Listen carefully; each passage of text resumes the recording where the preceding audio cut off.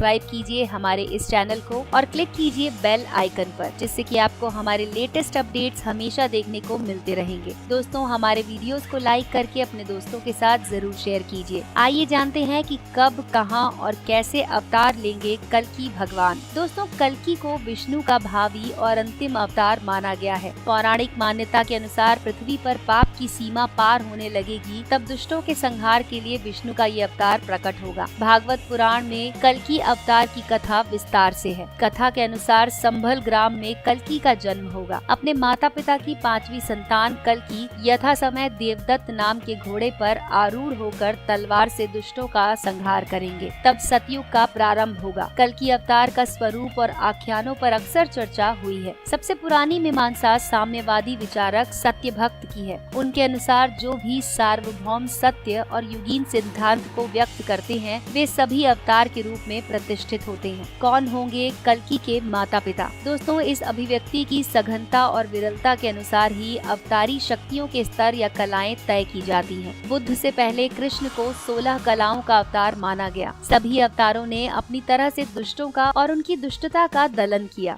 अब जिस अवतार का इंतजार किया जा रहा है वो निष्कलंक होगा। कला, शांति, शौर्य और दैवी गुणों में उत्कृष्ट। भागवत में कल्कि का संक्षिप्त विवरण ही है। उनके चरित्र और जीवन का विषाद वर्णन कल्कि पुराण में दिया हुआ है। अध्येताओं के अनुसार भागवत और कल्कि पुराण में अंतिम अवतार के बारे में जो उल्लेख किया गया वो अलंकारिक है। उसका रूपक समझना चाहिए, कल्कि का स्वरूप और आशय समझना चाहिए। पुराण के अनुसार कल्कि के पिता का नाम विष्णु यश और माता का नाम सुमति होगा। पिता विष्णु यश का अर्थ हुआ ऐसा व्यक्ति जो सर्वव्यापक परमात्मा की स्तुति करता लोक हितैषी है।